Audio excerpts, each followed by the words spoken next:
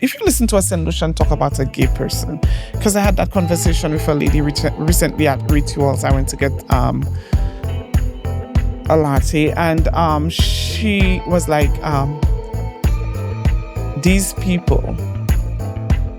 What do you mean by these people? Devonte have a gay sonny? But I don't know how these people feel. Who is these people? Why do you refer to us as these people?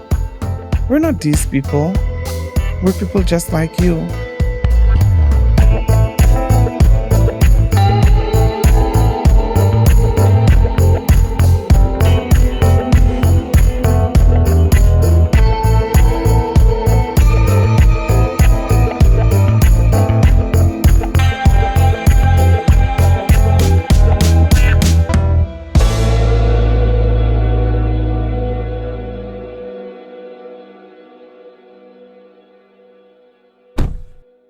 James Baldwin, who knew something about what it costs to be honest in a world that prefers your silence, once wrote that not everything that is faced can be changed, but nothing can be changed until it is faced. Our guest has faced what many are taught to hide, and in doing so, has asked an entire society not only to face the society, but face itself. His work lives in fashion, in makeup, in beauty, as a runway coach, an all-round fashionista. His life poses a question we can no longer avoid. Not whether we can tolerate one another, but whether we are finally brave enough to accept one another, wholly and without apology. It is my pleasure to welcome to the 1461 podcast a designer, an artist, a man who has turned survival into something illuminous, Donovan Monerville, better known as Devonte. Welcome to the 1461 podcast. The 1461 podcast is brought to you by Bryson Company Limited in partnership with IBS, Harbor Club, Tropical Solar, and 1461 Enterprise, distributors of the world's best coffee. Welcome to the 1461 podcast. Today we have another really special guest who has played a very important role in fashion, in runway coaching, in makeup in Saint Lucia, and has a huge social media following beyond our shores. I'm really welcome to have Donovan Monerville, better known as Devonte. Welcome, Devonte. Thank you. I'm happy to be here. Well, it's really a pleasure having you. I know many people, many of my friends know you. We also have a mutual friend who has spoken to me about, your dynamic style and how you've really influenced her. And She influenced me. Did she tell you? She pulled me out of the gutter, seriously. Wonderful. Yeah. So you'll tell us all about that. But take us back to Dennery, where I think you're initially from. What was life like growing up? I always want to get from my guests their whole story, not part, but the whole story, who they are, how their journey started. Mm-hmm. Tell us about where you're from in Dennery and how the journey started for you. I don't know. As far as I could remember, I've always been who I am today, except now I'm a little bit more confident. I was always a shy kid. I grew up in a house with 10 brothers and sisters. 10 siblings altogether, a house full of love, a house full of support, a house that allowed me to be myself and find my own way. Also a community who gave me a lot of support and who also helped nurture my talent. Very good. One of the things, again, and that's my ignorance, so bear with me. Some of us sometimes think when you live and you're a little more flamboyant, a little more open, a little more, a little different, and you're from the city, it's okay. But if you're in the outskirts or in the more rural areas or in, outside of the city, maybe people might be a little more shy, a little more conservative. Of course, you're always different. Did your community always embrace you, or is it something which took some time? For the most part, because my family in my area is a well-known family, and Not only that, my mother was a very loving lady. So I think most of the acceptance that I got from my community was because of who my mom is and the way that she treated everybody around her. So I think the respect that she got trickled down Not to you. me. Now, you said you had a big family, 10 of you all. How many brothers, how many sisters?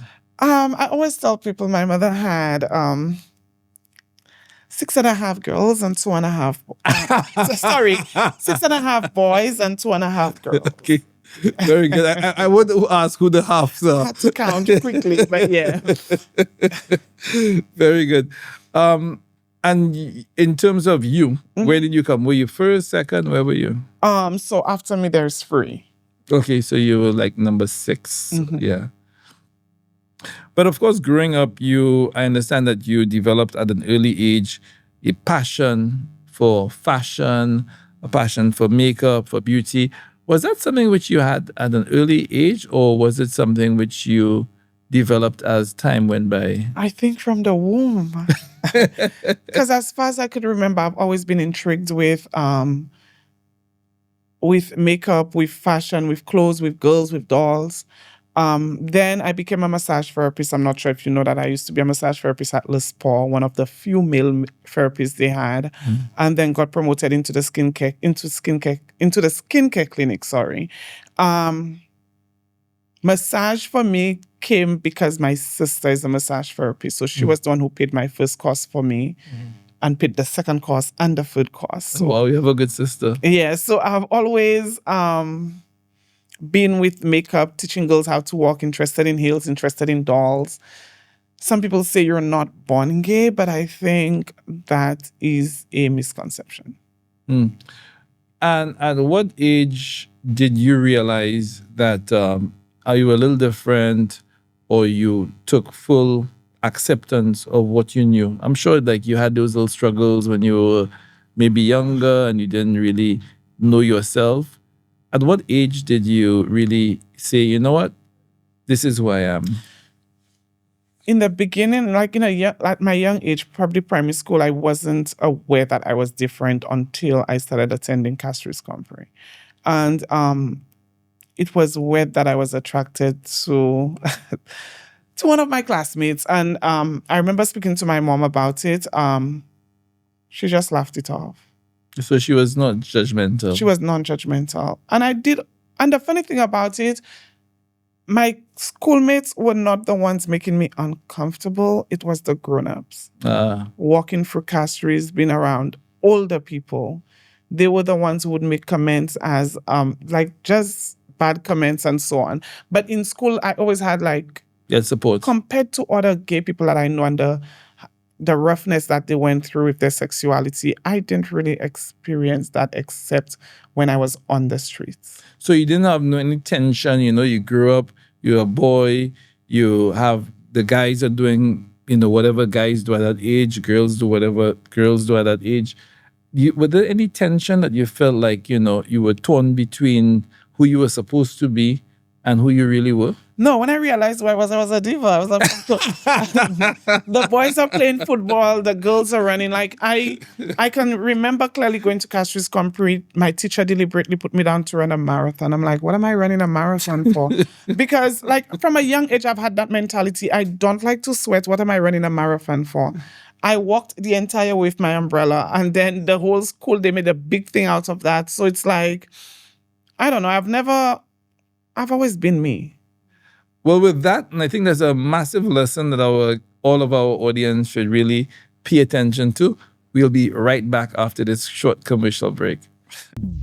I'm Precious Octave, a subcontractor of Bryce & Company. I've been working in the roofing business 22 years. Working with Bryce over 8 years, installing the standing seam, the U-panel, the Spanish tile, and the corrugated. Because of the company efficiency, they make my job easier. On this project, we have installed 8 roofs and more to come. The aluminum standing seam from Bryce, this is one of the best roofs you can go with. With my experience working with Bryce material, I can highly recommend them to my clients.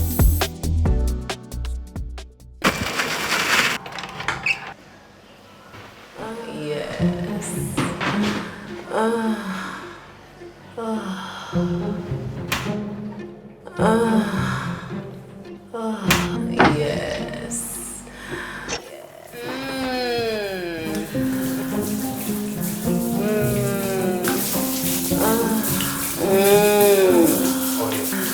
To experience the benefits of a tropical solar water heating system, call 453-1868 in Castries or 454-6344 in Vieux-Fort. Now, Devonte, I've heard many things, but I've never heard of anyone walk a marathon with an umbrella.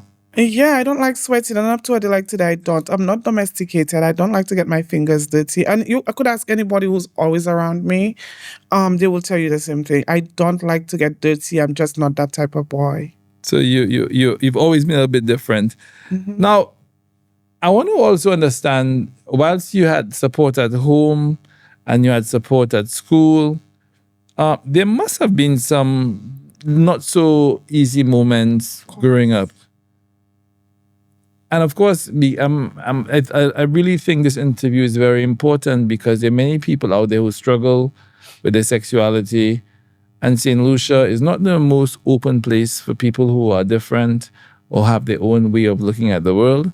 So I really would like you to share your story from the standpoint of somebody who could give somebody else who may not have had an easy home, may not have had an easy school environment, some encouragement that, the journey, in the end, it's okay. So if you could share some of your more difficult moments or what those moments were like for you, I think it might help to give those kids out there or persons out there who are struggling, who maybe were not as well-grounded in themselves as you were as a child, some appreciation that, this will be okay. I mean, it took a lot for me to get grounded, though, because like I tell you, walking the streets, I've been put up the bus on Grizzly bus stop. You put out on the bus? Yeah, people say they don't carry my kind on the bus. They ask you to get off the bus. I remember while attending SAFA, there's a particular bus driver. I actually saw him yesterday, and I kid you not, I actually saw the man and I couldn't move, because I had such a bad experience with him continuously, not just one incident. It's like he was horrible. I remember that man dragged me off his bus a day, say he's going to chop me, he's going to kill me, he doesn't carry my kind on his bus, and he kept going using the worst words you could think of. So I've had my fair share. I could remember driving, going up to Grizzly. Shamak used to live in Bossage when I was going to see him. It was a Saturday evening where I'm just seated on the bus as the diva that I am. And somebody literally just punched me in the back of my head, for no reason. Just punched me. And the bus was packed. And nobody said nothing. Everybody just laughed like it was a joke. And when I tried to defend myself, the bus driver pulled right by Halcyon. And instead of putting the guy who hit me off the bus, he put me off the bus. Incredible. Yeah, so I've had my fair share. I've had fair share with even persons in high society who have looked down on me. And funny to say now, they need me. But yeah, I've had my fair share. It's just that with all what I've gone through, I've also had strong family structure. And that has helped you through it. Because in Saint Lucia, the way we are sometimes, if you don't have a family support, if you don't have a community support and you're going through a difficult moment, it could be a very lonely place. Huh? Yeah, but that's why in the beginning of the talk, I could remember the first person. I don't know if you know Susie. There was a time I was very suicidal because of what I was going through in society. I just felt like everywhere I go, it was just discrimination. It was just attack after attack after attack after attack. And I could remember I was just walking and Susie saw me, called me into her store. She said, "Are you okay?" I said, "Girl, literally, I was thinking of committing suicide that day. I kid you not." When she asked me, I just broke down crying. She took me to her house, had me stay there. She said, "I'm going to give you a project to do," had me rearrange her entire closet. And I left Saint Lucia simply because of her. She made it possible. She took me under her wing for a few months, had me around her all the time. And I kept telling her, I just don't think I could live in Saint Lucia going through the things that I go through. What year was that? I would say about 10, 11 years ago. Because it's 9 years I'm in the US. Do you think things have changed in St. Lucia since then? Just drastically. I come to Saint Lucian, it's like the same people who used to call you all kind of names, they're now calling you boss man. The respect that I get when I walk into buildings, the doors that my name opened, the people that I've gotten to meet, the money I've made. So I think the younger generation has it easy. I'm jealous of them. They have it easier. And not only do they have it easier, I think they're the generation to change things. But back in the day, it was tough. Like, it was something to hide or to be embarrassed. It was tough. Even the friend that we have in common, Tamara, like I tell everybody, even when I do interviews in the US, I always mention her name because I could remember working at MAC Cosmetics with her. And at the time, she didn't know that I was fighting with my demons on the inside. Coming to work was horrible. You at work, people knocking on the window just to shop. Like, it's just horrible, horrible. And I remember that she called me into her office and she looked at me and I'm like, what? In my mind, I'm thinking like, what the hell? And then she said, are you okay? I could never forget that conversation. And that is why I love this woman so much, both she and Susie. She said, are you okay? Because Devonte, I don't like the way you're lashing out and da-da-da-da-da. It's like every day is something with you. Talk to me. Tell me what's going on. And I broke down in her office and then I told her like, it's just a lot. It's a lot leaving my house in Corinth because I was living in Corinth with Shamak at the time and walk and take a bus to come to work. It's a lot having to be in the mall for 8, 9, 10 hours. And it's like constantly people coming into the store pretending like to, and I used to just lash out at Tamara. I was extremely rude to her, extremely rude, to the point where she could have fired me. But instead, she took me into her office, listened to what I was going through. And she said, I'm going to gift you something. But you have to promise me you're going to read it. But before that, she gave me a long, lecture. Like, you can't allow people to break you. Who conquers you owns you. Like, she gave me a lot of good advice. She gave me that book, The Secret. And I still have that book up to what I like today.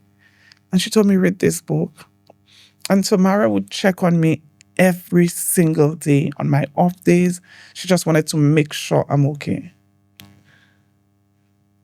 Now that that period has hopefully ended and society and people have become a little more tolerant, do you still have that pain from before? Because of course, that is very traumatic. Do you still have that pain? Do you get that anxiety of your past, or have you left that behind?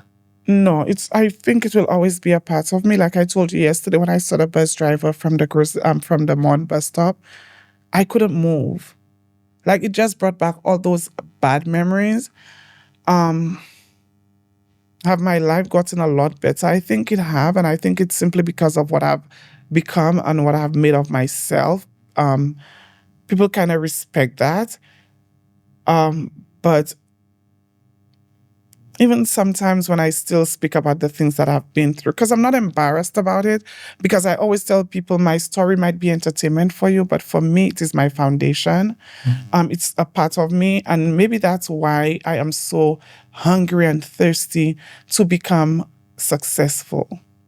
It's your way of getting back and to achieving, despite the fact that people dragged you and people didn't want you around them, or people called you names, that's what you own, your own success. No one could take it from you. Is that why? I think that's why. I just want, and it's working, I just want like the same people who used to look down on me. Because I'm going to tell you something.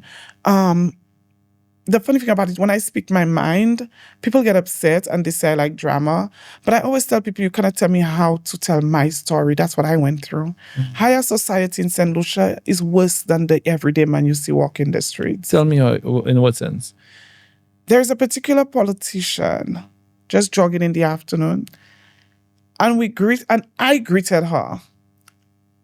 And just the way she acted, like I was dog vomit. Like I was a disease.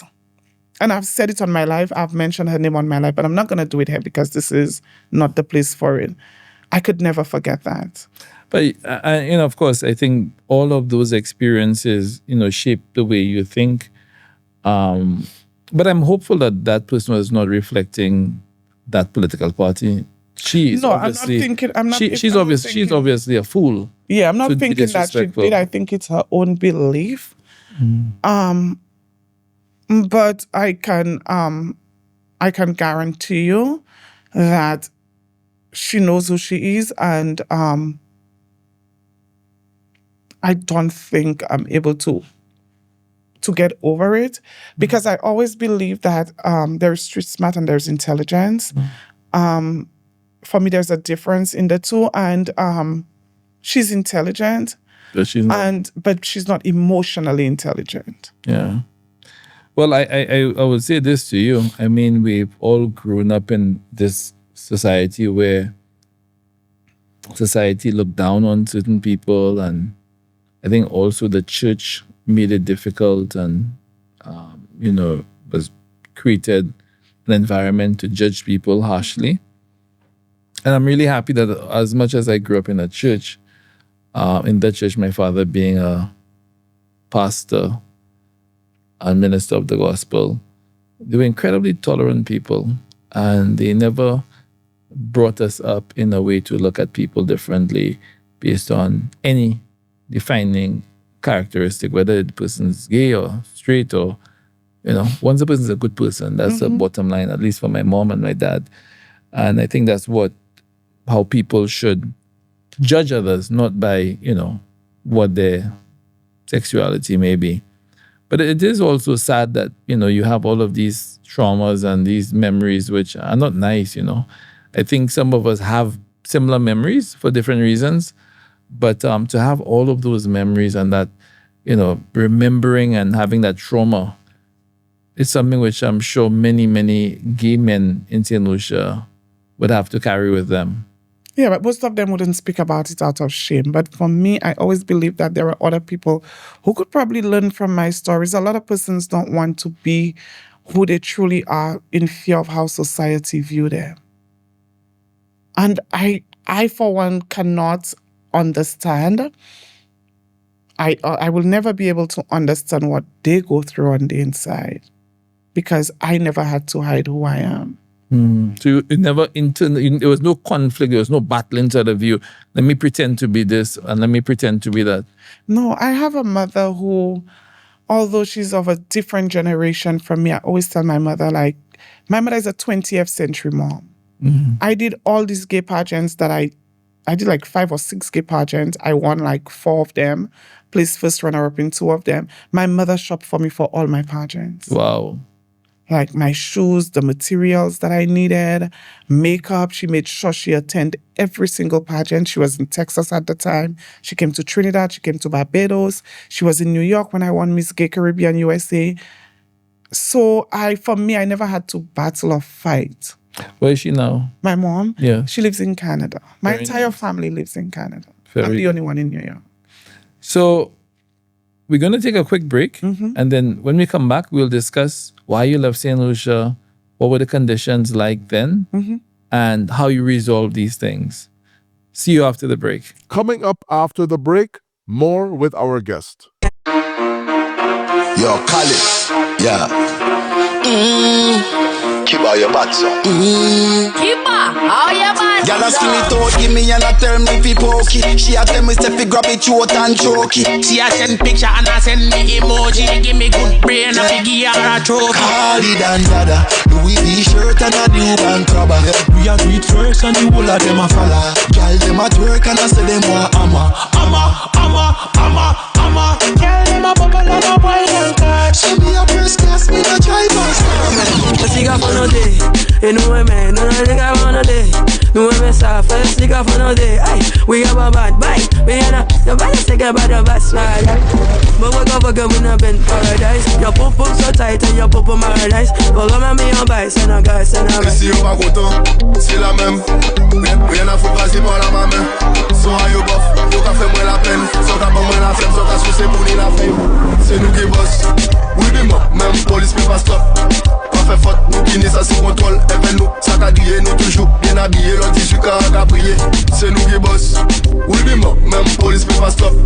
Pas fait faute, nous qui n'est ça c'est contrôle. Even nous, ça qu'a grillé, nous toujours bien habillés. L'on 18 ans à prier. C'est dedans, nous trois à l'aise. Nous sommes dehors ce soir, tonight we outside.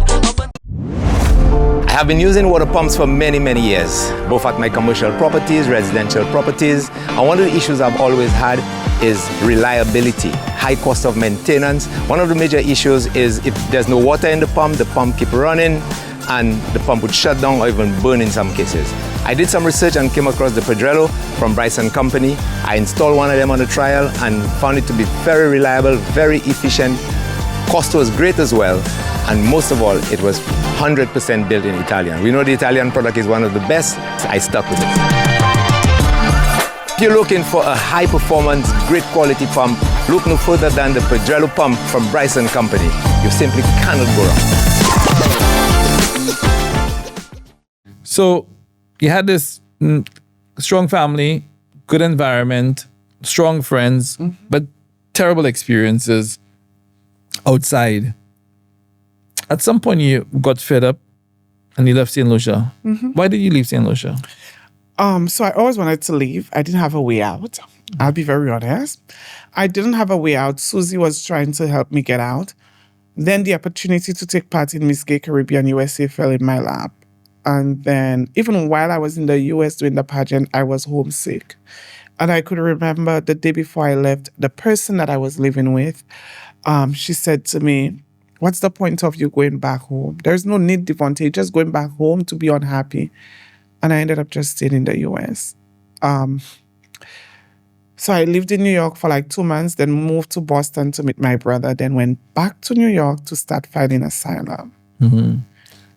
And you said file asylum because you knew that if you returned to Saint Lucia, given the fact that at one point you're suicidal, given the violence that you encountered on at least one occasion, given the fact that you felt unwelcomed by those outside of your family and friends, it was important for you to get away. For me to get away, yes. For my survival, I needed to. And after you file asylum, and of course, you know, I think most people who follow you know that you've done well for yourself. What was that journey like from asylum seeking to I now? got married. Very good. What year was that? I got married in 20, if I'm not mistaken, 2012, 2013. But was it at that time, gay marriage was, same-sex marriage was already It was legal because I got my documents in less than 6 months.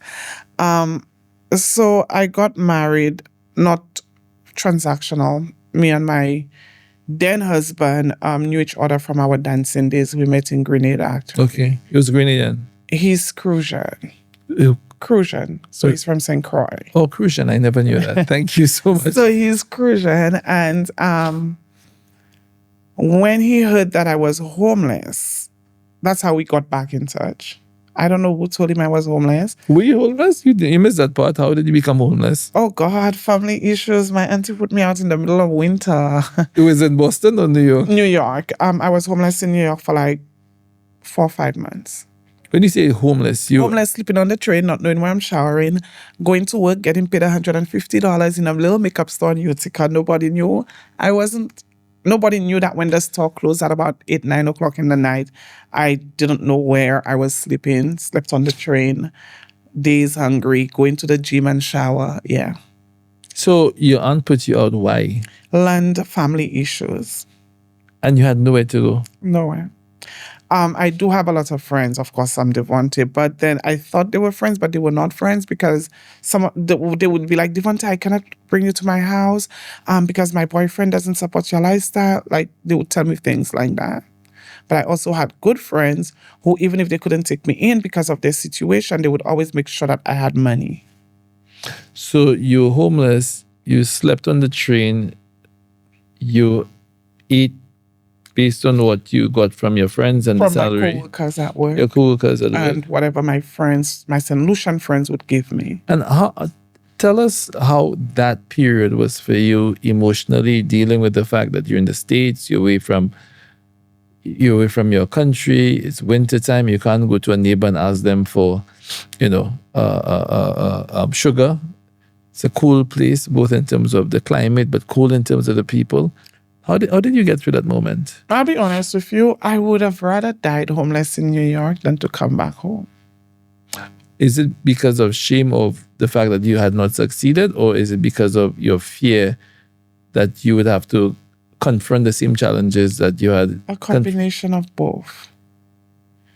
But also, I know, because my mom and my father always said to me, I'm a very ambitious person. So I just knew my situation wasn't going to last. I just needed the right break. And the right break came as soon as I got my Social Security, and it was up from there. Now, before you got your Social Security, you mentioned your mom a lot. Now you're introducing your dad. Tell us about your dad. My dad. They say I look a lot like him. I just lost my dad, actually. That's why I'm here. Sorry to... Thank you. My dad was a funny man, a family man, a supportive man. But if you think I could give Maple, then you should have met my father. My father was a very, very, very funny individual. And he accepted you? In the beginning, no. But even if he didn't accept me, he never made life difficult for me. As a father, you know, like your son is gay. I think that was a bit hard for him. And I understood. But as the years went by, my father became like normal. Like, yeah. But in the beginning, it was hard for him, I could tell you. Mm-hmm. But he never made me feel less loved, or he never prevented me from being part of family functions or anything like that. It's just that he would continuously tell me, mommy, like he would tell me stuff like that. Yeah. But by the end, he was fine. He accepted. He was fine. At a point, he started referring to me as his daughter. Like, yeah. I could remember the last conversation I had with my father, which was in February when I was here. I didn't know he was already sick, but he was hiding it away from us. And I remember sitting on the edge of the bed, and he's looking at me and he's saying, all he wants to see me do is drive. Because you don't drive? I don't drive. I have a phobia for driving. Okay. But I'm going to get over it this summer. Because of your dad. Because of your dad. Yes. You're going to give him... And he kept telling me, stop rent. Like, I would rent a car and have somebody drive me around. So he's like, my younger brother is driving. That one is driving. There's so many vehicles and I'm the only one. Like, it's just crazy. So now I have to do it for him. So we're going to take a quick break now. Mm-hmm. And when we come back, we're going to talk about getting your Social Security, what it meant, and the heights that you've climbed so far. All right. See you after the break. Coming up after the break, more with our guest. My name is Yannick Joseph and I'm the owner of The Green Movement. We do construction and trucking. I've been working with Bryce & Company for, I want to say, about 5 years now. It's an easy company to work with. They're very responsive. They really work with you as a contractor. They give you decent pricing. Working with Bryce & Company, you find you get a good quality product. This property behind me, we just finished, and I'd like to say from start to finish, Bryce has been here with us from the steel for the foundation, the columns, the beam. The decking took us 2 weeks because of the easy deck. We have the guttering from Bryce, we have the roof, fence, the whole house is Bryce, start to finish.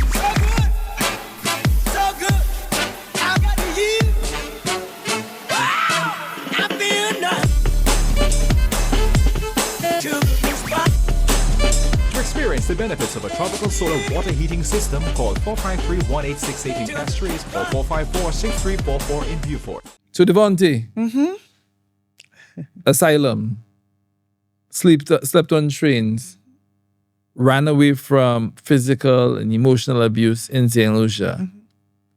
In the States, you get your Social Security number. What happens next? I met this beautiful young lady called Jolene. She took me in, slept on her couch for like a year. I got my social security number, and it was up from there. That was like freedom for me. With my social security number, I got my first job at Forever 21 Times Square. I was a visual merchandiser, so I would dress all the mannequins on every four. It was 4 floors. So I would style the mannequins. That was my job. So I would get to work at about 3 a.m, dress the mannequins, and I would work overtime. Within 3 months, I became a supervisor. Within 3 months, I became a supervisor. Within 8 months to a year, I became a floor manager. Oh, wow. Then I left Forever 21. I moved to Orlando to be with my husband. And then I started working with American Express as a financial advisor. Oh, nice. Worked there for a few years, then went back to New York. Because then by that time, me and my husband was going our separate ways. When I got to New York, I started working at Macy's. Within a year at Macy's, I was promoted to a counter manager, then transferred back to 44th Street, and now I work as a flight attendant. Oh, nice. You mind saying which airline? I do mind. I do mind. Does your airline come to Saint Lucia? No, not as yet. Okay, but they I will. suspect I know which airline. But congratulations. Sounds like a fantastic journey. Now, there is, of course, these opportunities where you have in the US, you've built up a career and you've done your thing, as they say. Mm-hmm. But of course, you have great talent in stage coaching, in fashion, in makeup. Have you thought about how you could take these talents and contribute to Saint Lucia, or what you do to enhance the skills here in those areas? Is it something that you've ever thought about or you're currently doing? I'm dying to, but the funny thing about it is you could never be a king in your own country. Tell me about it. And it's a fact because I've trained girls for many pageants. I've trained Miss Bahamas Universe a few years ago. I was the one who trained her how to walk. I've done New York Fashion Week. I'm actually in talk with a Caribbean country where they want to bring me in for like 3 months to train some girls for them. But in Saint Lucia, I'm overlooked for many things. Where I am in demand outside of Saint Lucia for certain things, in Saint Lucia, I am overlooked. I had a conversation with Adrian Auger a few weeks ago, and one of the things he said was that we hate ourselves, or we don't like to see others move up, the crab in the barrel syndrome. Do you think that's the case here as well? I don't think it's the case. I just think everybody think they could do everything. So it's not that you've been discriminated against, it's that people want to keep the opportunities for themselves, or they those closer to them. Closer to them. Right. But I do get the opportunity here and there to train girls here in Saint Lucia. There's also a Saint Lucian pageant in New York where also the past 3 queens and 1 first runner-up. I think 2 queens or 3 queens, and I was the one who trained them to walk. So I do have a lot of qualifications or wins under my belt with girls that I've worked on both here in Saint Lucia and in various Caribbean islands and also in New York. So I know what I'm capable of doing and I do it well and I make good money from it. But sometimes it hurts that you cannot do these things in your country. But I'm sure you've made connections with, I guess, the Saint Lucia Carnival Association, those people who put on carnival as well as this pageants. Of course. I'm sure that they could use your expertise and your skills. They've used me before. I mean, I always tell people Trevor was the one who gave me my very first big break in Saint Lucia when it comes to walking. The year Ivana won, I was the hired walking coach for all 7 or 8 girls, I believe, at the time. And of course, the current committee, I believe, they're doing an amazing job for the past few years. Like, the product is amazing. I've been watching a lot of Queen Show on television. This year was the first time that I actually, in 10 years, sat physically in a Queen Show. I really love what they're doing. I'm hoping that eventually they might use me for certain things, but I guess I just have to be patient. Patience is important. Yeah. Do you think that if the opportunity presented itself to return home to explore that talent, because of course you have I guess there's something which is deep inside of you from a younger age.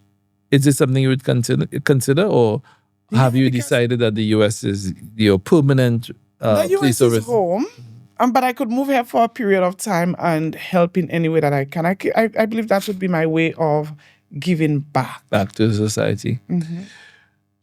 Shifting gears a little bit, you once said that you find society here hypocritical and they condemn people, but they do the same thing that they condemn. What do you mean? What did you mean by that?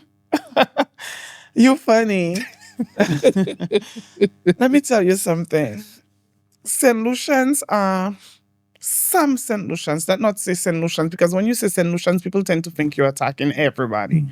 But majority of Saint Lucians will quicker point the finger at me just so to take the attention of themselves. There are a lot of people who do the same thing that I do and worse. Higher society, lower society, middle society.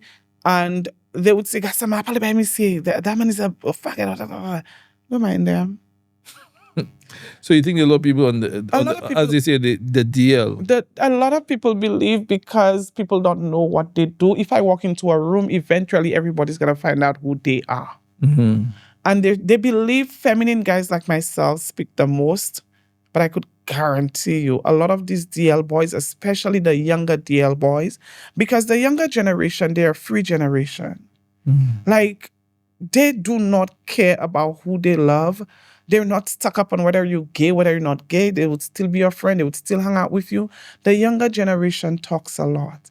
Whether they DL, whether they're open, whether they're curious, bi-curious, they talk. So your secret will never stay hidden. Mm. Do you think that the challenges that you've been through in the society, that the politicians, the church, the society itself, do you think they're making steps to make life easier for people who are different, who are gay, who may be curious? Or do you think that you're still at the level of policy, at the level of government, that nothing is being done to ensure that people feel included? I think it's a different time. I believe government is doing the best that they can. The church, I never personally had a problem with the church. I've heard people say stuff happened to them in church, but for me, I've never had a problem. What church you went to? Catholic church. Only once I cursed somebody in the church, and then they told me I was banned from the church. But apart from that, not because of my sexuality at all. Catholic church in Dennery? Larry Shoes. Okay. I was banned from that church. I've never heard somebody be banned from church. But I've never had a problem with church because of my sexuality, not ever. But if there's something that you could see or you could request or you could advocate for from the powers that be, to make things a little easier and to make it more open, is there anything that you could think about? I think we could only do it bit by bit. And I think the first thing that they did was removing the burglary law. I think that was a great step. Some people still don't believe it. But let me tell you something fast, quick, and in a hurry. A lot of people are saying Saint Lucia is getting better in terms of accepting the gays. No, these girls just know how to act. Saint Lucia is Hollywood. We have a lot of great actors and actresses here.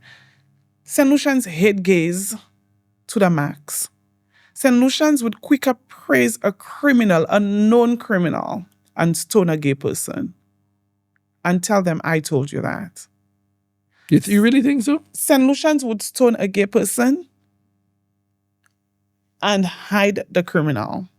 But they prove it every day. If you go throughout the Caribbean, I think that Saint Lucia has become incredibly tolerant. No, Saint Lucians just became better actors.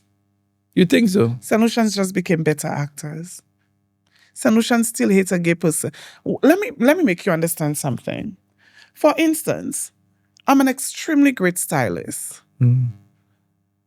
I have an eye when it comes to entertainment. None of the Saint Lucian entertainers would work with me. Go to St. Kitts. And the biggest male entertainer, stylist, is a gay guy. Go to Trinidad and you see them working with the gay guys, styling them, helping them put their presentation together. Where in Saint Lucia you see that? Recently I was told, Devonte, you speak to so-and-so. I say, yeah, that's my friend, that's my partner. And the person took screenshot because she is part of a particular artist's close friend. And the thing that artist was saying about gay people in his close friends is ridiculous. Saint Lucians have just become better actors, and that's just it. But it's difficult to listen to this, and because I think for me, if you are able to do a job, if you're able to perform at a function, whatever your own personal circumstances, that should be yours. But I don't think anyone should be discriminated against for those reasons. Now, we spoke about the burglary law, which has been amended. Do you think that in South Africa, in Canada, in some U.S. states in the United States, certainly in Europe, Western Europe, there are laws which limit the ability of people to be discriminated?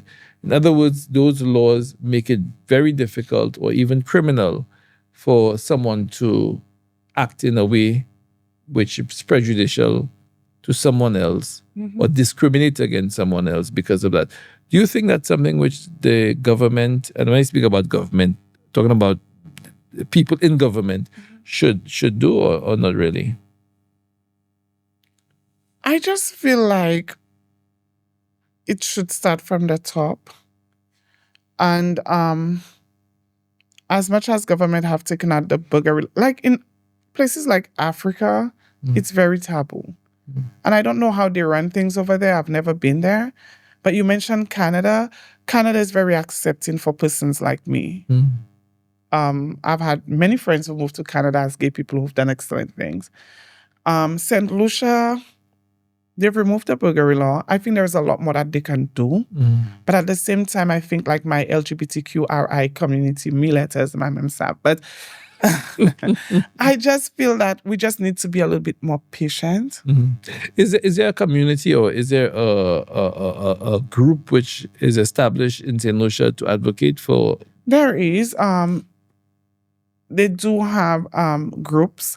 We do have a community that I'm not part of. Because you might not believe it, feminine guys like me get more discriminated in the community than I do in the public. In the gay community? In the gay community. How does that make any sense? It makes sense. Some people think I'm too feminine. Some people think I'm too comfortable. So they stay away from you because of that. But surely there must be some type of way that the collective voice of the community could be heard, if that's something which is important, so that, the violence, the discrimination, and these things could stop. I'm someone, as I said, I was brought up in a Christian home, but I think that God loves all his children. Yeah. And I don't believe that because you are gay or he is straight, that God puts one on a higher level to the other person. So for me, this conversation is about ensuring that everybody in this society is treated in a way which is deserving of their dignity, or they're given the dignity that they deserve. So, if there are issues which continue, I think it might be a good thing for there to be some representation, as it were, to the government or governments to ensure that things which affect the community are looked at in a very close way. We do have persons who stands up. Like we have Kenita, we have Jessica. We have a group that represents us when things like that needs to happen. But do I think that they're doing an effective job? Just my opinion, and I might be wrong, and a lot of people might not agree. I don't think so. I think that there is a lot more that they could do to bring awareness, and not only bring awareness, but make people understand who we as gay people are, because we're just, the way that society thinks about us is not who we are. Explain that. Like, people tend to think because you're gay, every guy you see you want. That's a myth. So gay people are not, as they would say, promiscuous. They are. But So it's true. Not with every guy. There are guys that I would see girls dating and I would never date them. I'm picky with my gay. You get what I'm saying? I guess so. So I'm picky with my gay. And gay people are very talented. And you don't find gay people killing people. You don't find us stealing. You don't find us in the jails. You just find us making the world beautiful. Decorating, doing a woman's hair, doing a woman's makeup, sewing for a man, making a man look good. Like, these are the things that we do. So you think if the world was full of gay people, it would be a more beautiful place? There would be less crime. But gay people are promiscuous. Some would say, I'm sure that others who will be listening would say Not that's me not though, true. because I think I'm a real woman. I'm very picky. I'm very choosy. My body's my temple. I take care of it to the max. But gay people are promiscuous. There are historically, and in the 90s and the 2000s, there were some discussions about the same things that we're speaking about here, and whether some of the social challenges which come with that lifestyle, or the fact that that there is support, because some people also need psychological and social support. Is that something that you think is needed or lacking in Saint Lucia? It's lacking in Saint Lucia. There is not many places as a gay person you could go for support. It is something that is needed. Even with the current organization that we have, I don't think that you could go there to get professional help. I don't think you could go there for mental issues. I just don't think enough is being done, especially for kids who are still in school, who's going through a hard time in school and with their parents. Because a lot of kids do go through a hard time. With their parents? With their parents. Some parents don't know how to accept it. A parent would quicker accept me as a friend being gay than their son or daughter being gay. So there should be a place for both parent and child to go to get professional help, if it's together or apart, or just to help them cope with the situation of having a gay child and or being gay, just to help them cope with that. Well, I'm hoping that those who are listening, those in authority, would think of ways and mechanisms to help adjust and support people who have those challenges. So we'll take a quick break, and then we'll go into the final segment where you'll give us a little bit about how you see the future, what you like to see for the community, for yourself. See you after the break. The 1461 podcast is brought to you by Bryson Company Limited in partnership with IBS, Harbor Club, Tropical Solar, and 1461 Enterprise, distributors of the world's best coffee.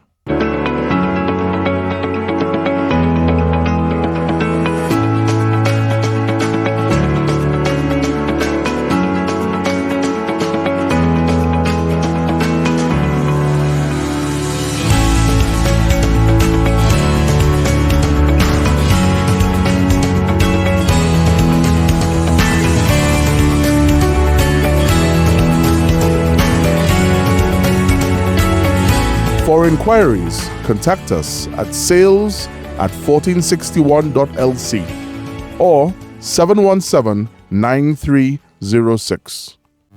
So, Devonte, what are you doing personally to help those people who need guidance and support? We've spoken earlier on the lack of institutional support. What is your role? Do you help people who are struggling? I do get a lot of messages on Instagram as well as Facebook, where persons ask me for advice. Persons who are gay who don't know how to handle it. Persons who are even suicidal. We have a lot of young children younger kids who are battling with their sexuality and who doesn't understand their sexuality and who doesn't have understanding parents that they could speak to. So I advise them on a daily basis. A lot of persons ask me about how did I become so bold? How is it so easy for me? But I always go back to having a strong family background. But as much as I was lucky to have that, or I'm lucky to have that, a lot of people are not as lucky. So basically, you do counseling. I'm not. Not formal counselor, right, but yeah, I do try to keep them. Just keep them positive and try my best to make them believe in themselves and see themselves the way that I see them. Because at the end of the day, we're all human. We all bleed red blood. I've had parents who I know for a fact who put their kid out because the kid was gay. The kid did well, and now they're posting the kid all over social media. I just think sometimes you cannot even blame your parents. Why? But if the parents are not willing... They were not taught better. That's what they know.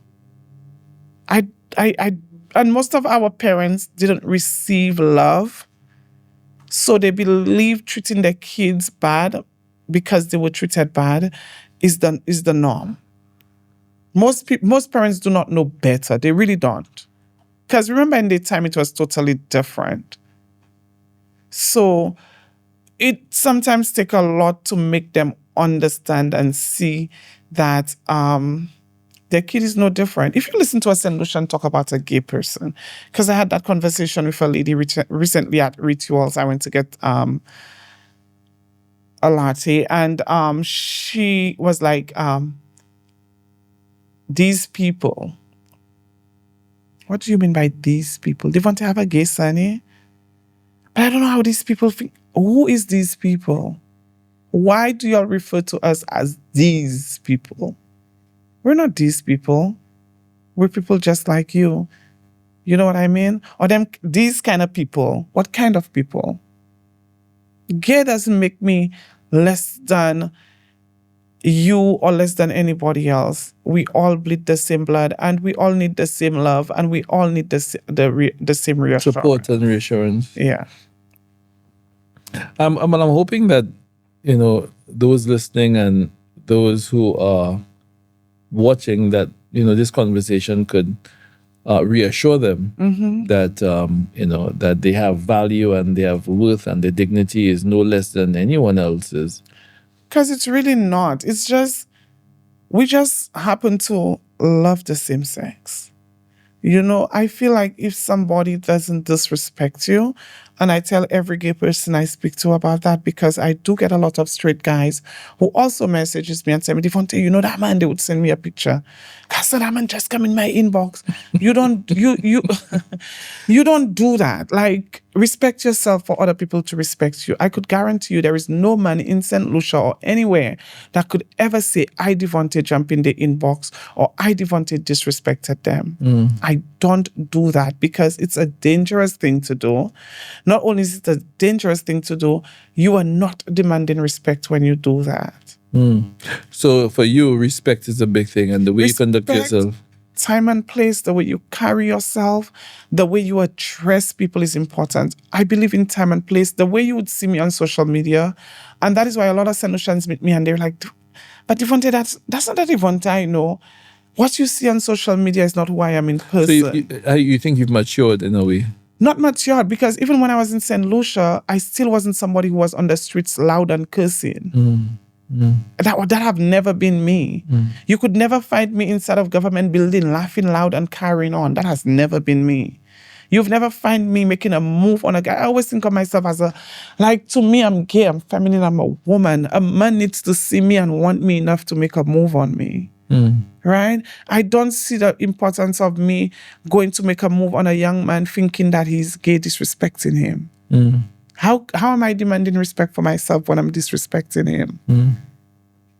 So for you, the rules of engagement for people in the gay community would be different than if you were a straight guy. Yeah.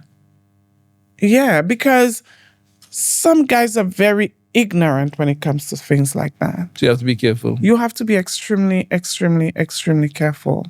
Because they would be very offended. They would be very offended. I've never made a move on a guy, and there's never a lack of guys. So if they see me, why don't they see? Why are they not seeing you? So no, it's very interesting. I think I've learned a lot. Our viewers and listeners have also. But I wanted to move to another part of your life, which I think could be also very interesting. So there's a business person hidden beneath the fly, fashionable exterior. Tell me about that business person. What's that business person doing? I've always wanted to have my own business, and I've finally found a location. Already paying rent on the location. About to open a business that I think Saint Lucians really need, especially the young ladies. I don't want to say too much about it. People are already speculating because somebody called me recently and said, Devonte, I hear that place is yours. But yeah, I'm super proud of me. I'm super proud of myself. Of course, I didn't do it alone, but I have great support and great business people who believes in me. So I'm super happy. So would that cause you to be in Saint Lucia for longer periods of time? Not necessarily. Maybe more often, but not longer periods of time. So for you, going into business here is an important thing. And if it takes off, is this something that you want to continue, expand, or it's expand? I have an idea as to what I want, but it's a matter of finding the finance, and it's a matter of finding the correct place. But I'm gonna start small, not too small, but small, and then I want to grow from there. Very good. So you've lived in Saint Lucia. You have your family in Canada. You've been married once or twice? Once. You're now doing business in Saint Lucia, or soon will be. You've gone through the difficult moments. You've experienced violence. You've experienced discrimination. You've been ignored. You've had a period where you were homeless. You had a period where things were not going exactly the way you expected. But you've lifted yourself up. And we see this person before us who is hopeful, who is ambitious, and determined to continue on your journey and determined to succeed despite the challenges. What message would you like to send to the young people out there who may not have had the family support that you had, may not have had the friends who helped see you through? What sort of encouragement can you give them today? That the most important thing that they should do is believe in themselves, and always understand that whatever situation you're in today is not going to last forever. And you cannot sit and complain about something but do nothing to change it. Important. Always believe in yourself and fight for what you want. So you have to fight. Nothing will come to you easily. Nothing is going to be. The world owes you nothing. Let's just say the world owes you nothing. You have to go out there and make it happen. Stop worrying about what people say, what people think. That's not important. That is not going to put a plate of food on your table or money in your bank account. People are going to speak no matter what. You do good, they talk. You do bad, they talk. So just do you and keep it pushing. Lovely. Now, the questions I asked some people, the initial guests, I haven't asked a few, the last few guests, but I'm going to ask you. Because, of course, I think you have in your heart a desire to see a better world, kinder world, a world where people are accepted, not discriminated against, where people show love to one another regardless of ethnicity, regardless of sexual orientation. If you could sit up on high, look down at Saint Lucia, and see 3 things that you'd want to change based on your experience, for this place to be a better place, what would it be? First thing I would do is remove all the hatbacks with the barbaric thinking. The youth, there's not enough being done for the youth in term, especially for mental health issue. There is not. I'm not even sure if anything is being done, right? And also, we need to be able to teach people how to be accepting, how to love, and how to treat people the way you would be treated. You asked for 3, but I'm going to give you 4. So get rid of the barbarians. Teach people to treat people the way that they want to be treated. Mental health need to be done. And Saint Lucians, mind your business. Mind the business that pays you. Trust and believe me, it's going to benefit you so much more. So on this bombshell, the biggest thing you would want for Saint Lucia is to mind their business. Mind their business. Mind your Focus business. on themselves, not on the neighbor. And trust me, if they do that, they're going to see a difference in their life. Like, stop worrying about what's going on in somebody else's backyard. Stop wanting to be the first one to break a story. Stop wanting, like, if you do not know something, that doesn't make you less of a person. Some people believe, like, if there's a drama or if there's a soaps going around and they did not hear about it, it gets them sick. I'm serious. Like, just mind your business and keep it pushing. Mind your business, keep it pushing. Yeah. This has been a fascinating, delightful, enjoyable interview. I think I've learned a lot from you. I'm really proud that you've been able to confront your challenges, push through them, minding your business, and you continue to do the best that you can do. So, Devonte, keep on pushing. Thank you. And thank you so much for being my guest on the 1461 podcast. Thank you for having me. This has been the 1461 podcast. Thanks for watching. Follow us on Facebook, Instagram, TikTok, and Spotify. The Airborne Academy, audio partners of the 1461 podcast.